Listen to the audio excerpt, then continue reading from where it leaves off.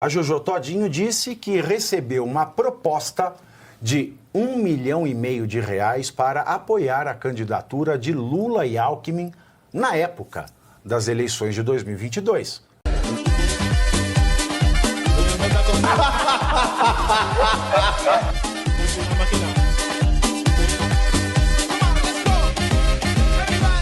Mas em entrevista ao Brasil Paralelo, a Jojo Todinho disse que recebeu uma proposta de R$ 1,5 milhão para apoiar a candidatura de Lula e Alckmin na época das eleições de 2022.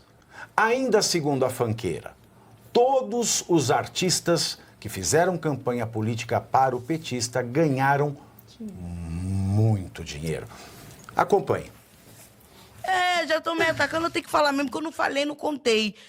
Me ofereceram R$ 1,5 milhão para fazer campanha quando o Lula veio candidato a presidente. Eita.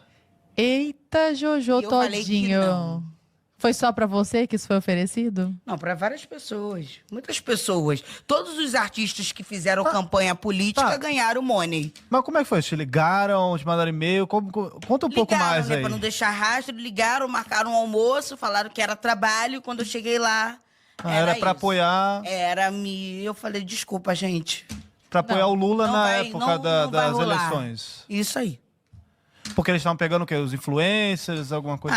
Todas as pessoas que fizeram campanha, páginas de fofoca, que me atacam, todo mundo ganhou dinheiro pra fazer campanha.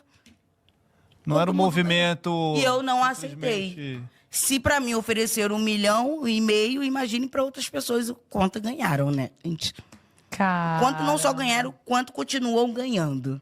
Cara. E da direita, teve alguém, assim, Nunca. se aproximou, querendo que você... Não. Em outro momento da entrevista, Jojo Todinho relembrou um episódio político que teve com a ex-apresentadora Xuxa e falou que as pessoas de esquerda costumam descartar as outras se elas não têm o mesmo pensamento que elas. Vamos ouvir. Também teve o abaixo-assinado, né? Que a Xuxa me chamou pra assinar e eu falei pra ela que eu não ia assinar. Eu tenho no outro Que telefone. abaixo-assinado era esse? Era um abaixo-assinado por alguma coisa, acho que contra o Bolsonaro, não sei se era impeachment, mas não sei o que era. Eu sei que era alguma coisa assim, que Que eu a tenho Xuxa te guardado. mandou. E aí ela me mandou, me convidando, e eu dei de maluca. Falei assim, fala com a Renata. Aí nessa hora você era necessária, mas depois ela disse que você era Virei desnecessária. desnecessária. Você se lembra, Chu? Chu. Tem guardadinho. Como as pessoas,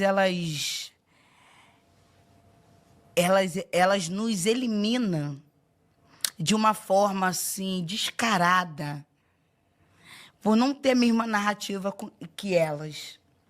E aí você prega uma narrativa de respeito, do amor, Sororidade. da sororidade, da valorização, e não tem isso. Isso é uma grande verdade. Que, por exemplo, isso acontece comigo sempre. Desde que eu entrei para o audiovisual, isso é o que mais acontece. Por exemplo, vamos citar um exemplo de uma pessoa que eu nunca fiz mal na vida. Um ex-amigo. Leandro Carnal, do nada, me bloqueou do WhatsApp. E muita gente daquela turma fez o mesmo. É isso. Se você não come do mesmo milho que te dão, você está fora da granja. Graças a Deus. Mas, ainda ontem, o PT, ele negou ter feito qualquer proposta para Jojo Todinho. Inclusive, a presidente do partido, Gleisi Hoffmann, disse o seguinte no X, vou abrir aspas. É mentira deslavada que a campanha eleitoral de Lula tem oferecido dinheiro para Jojo Todinho e ela terá de responder por isso. Não teve oferta para ela, nem para nenhum dos muitos artistas que apoiaram voluntariamente. Está na cara que as redes da extrema-direita colocaram esse assunto em pauta para desviar a atenção do indiciamento de Bolsonaro e sua quadrilha. Fecho aspas. E aí, Geisiane, você acha que a Jojo Todinho ela tá municiada é de prova para ter feito essa afirmação ontem? Então, bom, primeiro eu recomendo a nossa audiência que depois, final de semana, quando tiver um tempinho, dê uma olhada na entrevista, vale bastante a pena. A Jojo, embora ela não tenha... Ela fala de você, né, minha filha? Na verdade, ela fala de o você. programa mencionou, né? Os meninos, o Arthur e a Lara mencionou aí o trabalho de pesquisa que eu faço dentro da área, enfim, das pautas raciais todas e tal. Inclusive, muito obrigada. A Brasil Paralelo foi a primeira grande empresa que abriu portas para mim. O primeiro lugar que eu apareci foi justamente nesse podcast, no Conversa Paralela.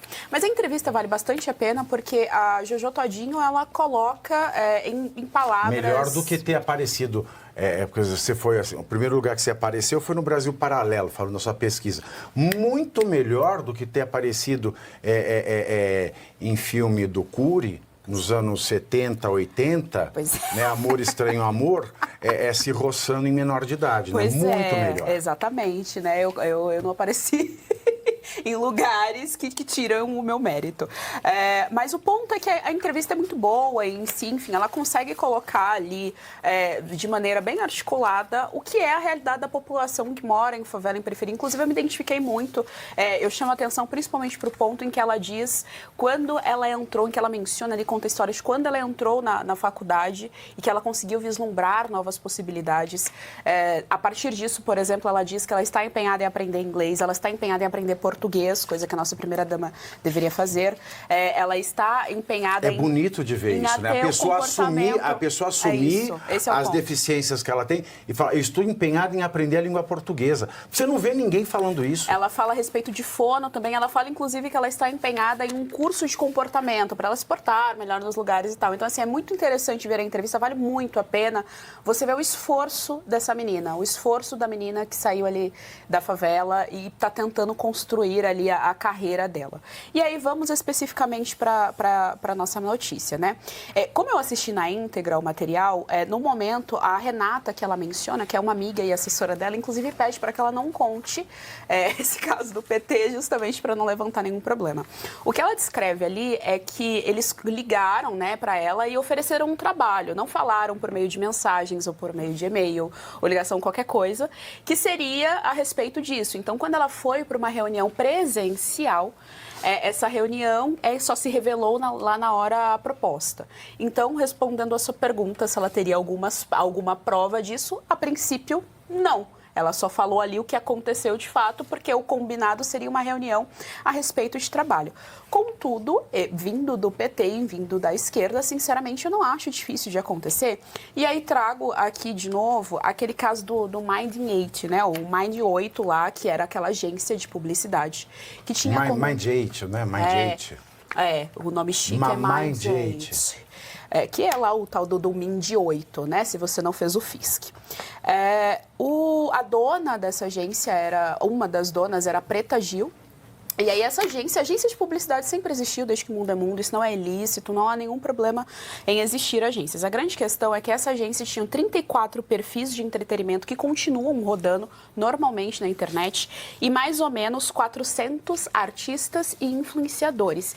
E eles tinham uma linha editorial que esses artistas e esses perfis, incluindo perfis de fofoca, que ela menciona quando ela fala aí, né? Ela fala, olha, tem perfil que está falando mal de mim e esses perfis são pagos para fazer isso. Então, assim, a gente sabe que isso acontece dentro do Brasil. Então, eles recebiam dinheiro para fazer ali a narrativa política. Então, ele faz uma fofoca a respeito de alguém que tem um posicionamento político à direita ou a respeito de algum político especificamente, tudo ali custeado com esse dinheiro.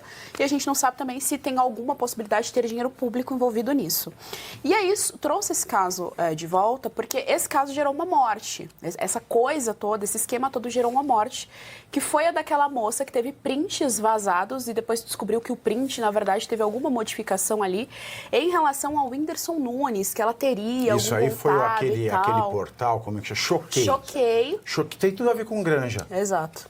Foi esse portal, exatamente esse portal, que deu saiu um pouco do ar assim que a menina ela se suicidou, porque ela já tinha problemas de saúde e tal, então ela estava muito mal. Quando ela viu a exposição que ela estava na internet, eu acho que uns 2, 3 Mas dias isso depois. não é ódio, né? Isso Não, aí não é imagina. ódio. Inclusive, assim, É interesse público, né? Uma família Você super saber humilde. que uma menina que nem conhece o Whindersson Nunes estava namorando com ele é um super interesse Exato. E assim, a família é super humilde. Você vê o depoimento da mãe de cortar o coração. Então, assim, destruiu a vida da menina, destruiu a vida dessa família.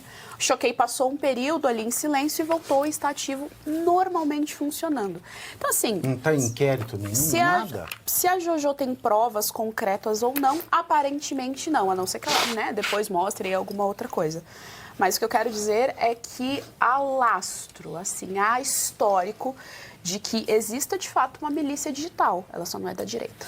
Agora, Marina, isso é crime eleitoral, não é? Você contratar a artista para a campanha, isso já era em 2022, né? Isso já era considerado proibido nas campanhas, não era? Sem dúvida, isso deveria anular. Também mais um motivo para anular a eleição de Lula. Mas a gente sabe como é que funciona, que justiça que será feita, né, Pavinato? Acho que essa que é a grande questão. E o que me preocupa é que a gente está no mundo, e a gente vai falar disso depois também, na questão do Marcel e outra, em que ao invés da polícia investigar determinadas acusações, muitas vezes o que ela faz é tornar o denunciante réu. Então, até me preocupa, né, depois dessa... que ela deu essa entrevista, né? A própria Glaze já disse que iria processá-la. Então, porque realmente é isso, eles vão atrás de quem fez a denúncia, então esse é um risco que a gente corre.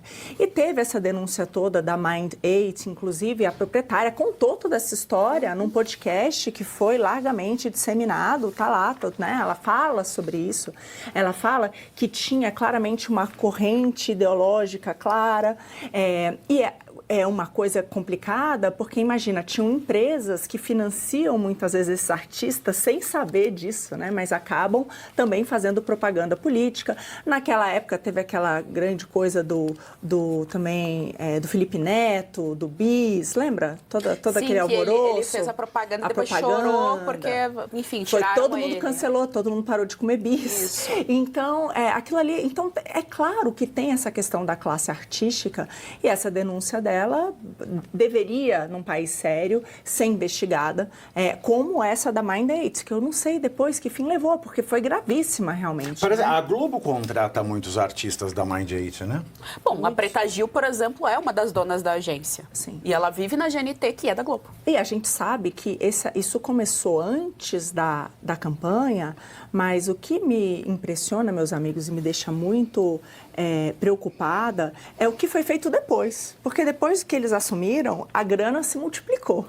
Né? A gente está vendo aí a farra do Perse, né? Que era o programa que isentava as empresas por conta da pandemia, que continua. Então, a gente está vendo aí Felipe Neto, 14 milhões. Com a agência de influenciador digital. É isso. Eu fico imaginando a penura do influenciador digital na pandemia. E essa turma, assim, na época da pandemia, você realmente dá um incentivo a essas empresas, fazia sentido. Isso foi, aliás, uma decisão do Ministério da Economia, porque acabou o evento no país. Mas era uma coisa provisória, não tinha que continuar até hoje. E o que está sendo revelado é que essa turma que detesta o capitalismo, que defende os mais pobres, está com isenção multimilionária, né? Então, a gente vê aí, e isso é preocupante, porque via isso fora, obviamente, toda a grana que a gente sabe que está indo para essas emissoras, como a Rede Globo e todo o resto, é um aparato, né, muito forte cultural aí a serviço do governo Lula. Olha, então primeiro você curte, que é o preço deste programa. Quanto vale o ingresso para ver este palhaço neste picadeiro bonito? Vale uma curtida. Vale o seu like, o seu joinha, o seu gostei. Então, a sua obrigação é curtir. Se puder, comente, porque quem comenta ajuda no engajamento. Então, primeiro C é curtir, segundo C é comentar, o terceiro C, o que seria muito louvável, seria você compartilhar. Tem um link que é a setinha, uma setinha assim, meia bomba. Sabe aquela, a setinha da pipa do vovô que se esforça? Você vai lá, copia o link, cola no seu Orkut, no seu Facebook, no WhatsApp, no Telegram, manda sinal de fumaça, pombo correio, não é pombo correio do banheiro, é o pombo correio que leva as mensagens, você passa para todo mundo que você gosta, para quem você não gosta, você também passa. Então, ó, curtiu, comentou, compartilhou e se puder, se quiser, se o seu bolso comportar e se seu coração assim permitir, contribua com este programa que vai substituir o Jornal Nacional. Olha que pretensão maravilhosa, hein? Se liga, ô Bonner, nós vamos derrubar o Jornal Nacional. Esta é a meta.